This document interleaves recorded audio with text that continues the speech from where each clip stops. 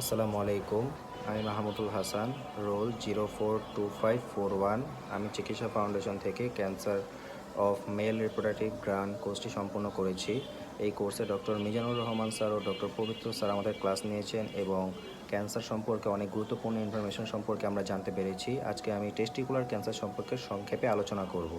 Testicular cancer মূলত শুক্রাশয়ের cancer, এটা মূলত 15 থেকে 35 বছর বয়সী ছেলেদের মধ্যে সবচেয়ে বেশি দেখা যায়।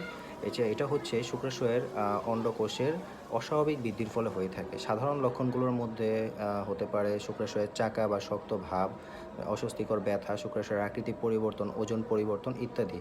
এর কারণ ঝুঁকির মধ্যে এইচআইভি সংক্রমণ, পারিবারিক ইতিহাস, এছাড়াও কিছু জেনেটিক কারণেও হতে পারে। চিকিৎসা: টেস্টিকুলার ক্যান্সারের চিকিৎসা সাধারণত নিরাময়যোগ্য, এটা প্রাথমিক অবস্থায় যদি ধরা পড়ে। এছাড়াও সার্জারি, কেমোথেরাপি, রেডিওথেরাপির মাধ্যমে এটা নিরাময় করা যায়।